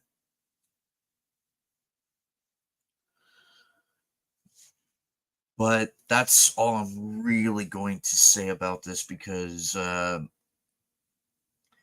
for the sake of he is a millionaire. He's a moron, but he's also a millionaire. So, but for the sake of clarity and everything, I am not going to play the video that is here about what he said, because I really, really don't want to get my channel in trouble. That's why you could tell I am really trying to not necessarily tiptoe, but just to give a more calmer take on it. Because we can rag on anybody and all that.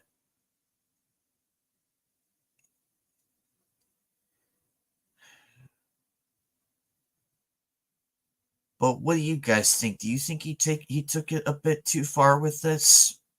Because I understand it's his opinion and all that. I understand, but at the same time, Twitch is notorious for banning people over the smallest things. Look what's happening to the VTuber community. Look what happened to them. Shiny can attest to that. It's just so stupid what's happening lately.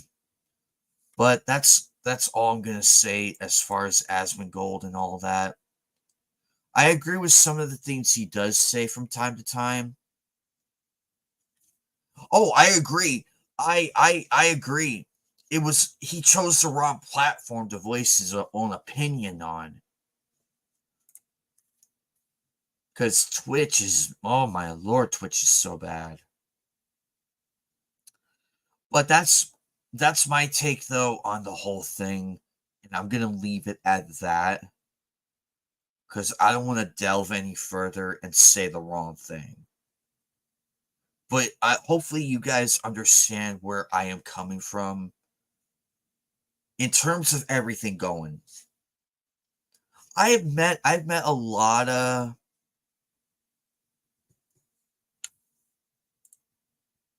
oh, I agree. I wholeheartedly agree.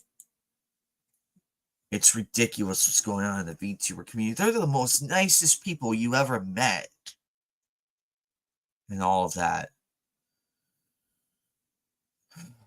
But I am out of time though. I did plan to go 2 hours with this, so I love you all. Thank you to everybody for coming on by.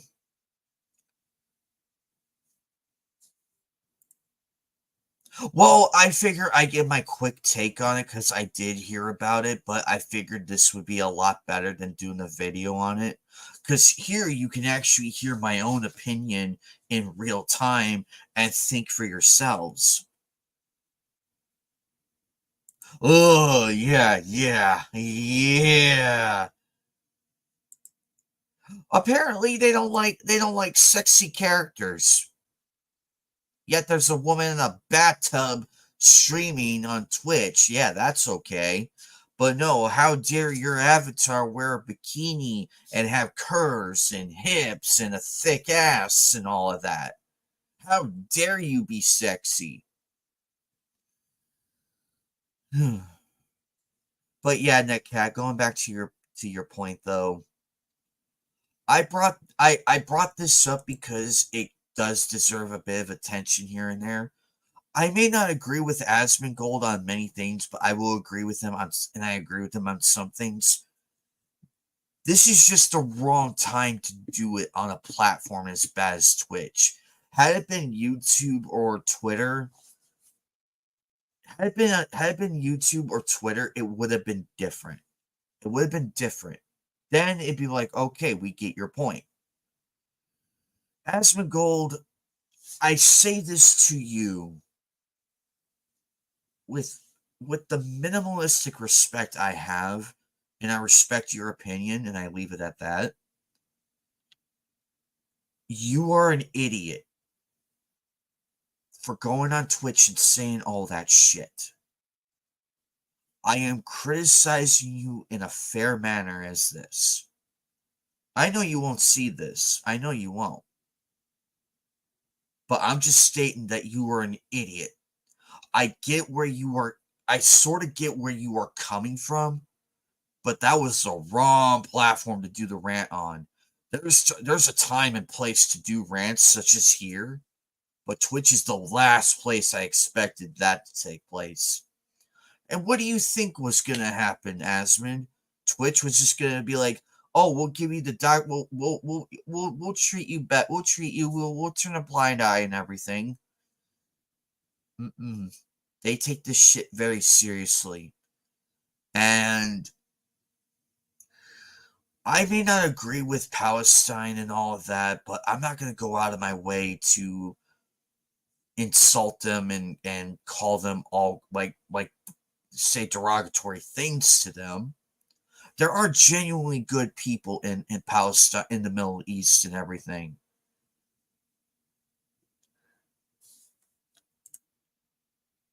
Well, he did. Yeah, well, that's true. He did do that. I did say that. Oh, I agree. I agree. Yeah, that's the thing though. That's why I'm so careful with this channel though. I'm trying very hard here though with what I say.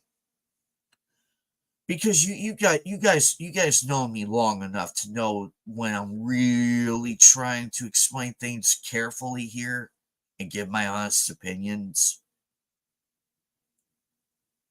Oh, I agree. He would be bad evading, which is what half these people do, and they don't get caught. The fuck? Oh no, no, no, no. It's well, I agree with you, Shiny, but this is just I'm merely bringing this up because it caught my attention, so I wanted to talk about it real quick. Hmm. Well, that's what happens sometimes. But Asmund Gold, I called you an idiot for going on Twitch and doing that. That's my main criticism of you. However, it is your opinion and everything, and I'll leave it at that. I will leave it at that and everything.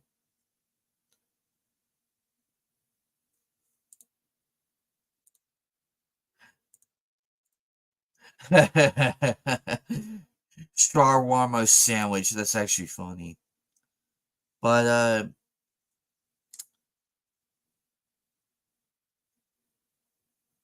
so here's the deal. Here's what's going on in the coming weeks. So next, oh wait, I won't be able to. Oh crap. Um,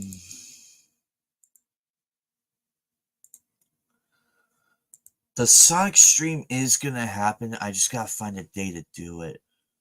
Let me see what's going on, and I'll post a new schedule up for next week. But tomorrow I'm taking an off day. I'm gonna be with Ike on Seriously Podcasting for Seriously Wrestling Federation. And then Friday I'm gonna be off, but I have no idea what I'm gonna be doing that day. I know for a fact, Bacon, I'm gonna be on your channel this Friday night. I know I'm gonna be on your channel officially. Um, you have a good night, Shiny. But thank you guys for coming out here for and spending 2 hours with me, just divulging into the news of the week. I know a lot's going on and everything. I love doing this, actually. This is actually really nice. I like doing Knightcast. It's something different and something fun, and I'm actually happy with how it turned out. I want to do more of this. I love doing more of these because there's so much to talk about and everything, and I dive into the many topics. We went from gaming to anime to a bit of the real world stuff, and I think that was perfect. Then on one subject, we dived into a lot of things. However, all and keep in mind, everybody, all of this is my own, from my own opinion, from my own viewpoint. I'm okay with disagreements. I am okay with everything. I like hearing people disagree with me and we have like a nice debate about it. So this Saturday I will be back again with the Dragon Ball Z Sparking Zero stream. It'll be that one. Sunday is Nights in the Anime Table episode 87. Monday will be the Midnight Club 3 stream. We're going to do that one. We're going to continue that game. Tuesday night is Ace Attorney. This is from what I know so far. This is the plan ahead. Keep an eye out for Wednesday and Thursday. They might change. But let me know what you guys think. Like, comment, and subscribe. I love you all. Stay tuned for the replay. I may or may not do Knightcast next week, but keep an eye out on my Twitter, my YouTube community tabs for the news and all that of what's happening. But I can officially state that Saturday is the Dragon Ball Z Sparking Zero stream at 6:30. Sunday at 2:30. will be Knights of the Anime Table. We're going live at 2:30. Mountain Standard Time. Monday at 6:30 will be the Midnight Club 3 stream. It'll be that one. Tuesday night at 6:30 will be the Ace Attorney stream. We're starting episode 4 and Edgeworth is back. That's going to be fun. I can't wait to see how he makes his comeback. But if you like what you see, share the links and everything. Go check out everybody's channels. It's all posted in the chats and everything. I'm Anime Night Night 72. I love you all. I will see you all again soon. I'm gonna give my voice a break because man, I've gone on 2 hours speaking and damn near shouting too. And also, thank you guys again for coming on over. This meant a lot. No, we might get more whips. Hopefully. You guys just love it when I do reactions to that. Like, Kelly Clarkson. Mommy.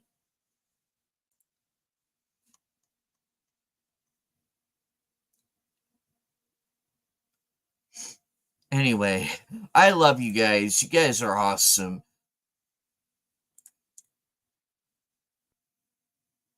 But yeah, here we are at the end of it.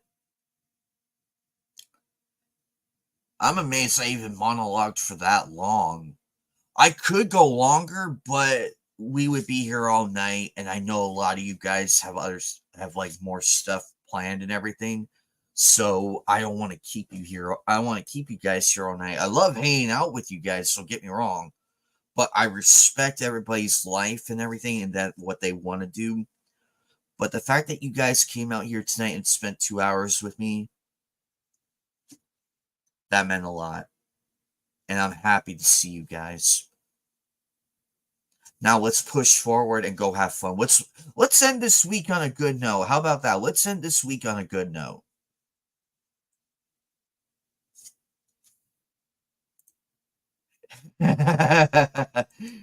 Oh, Bacon, you're funny. I love you, man. Anyway, guys, I'm gonna get out of here. Thank you again. I'll catch you all later. Bye, guys.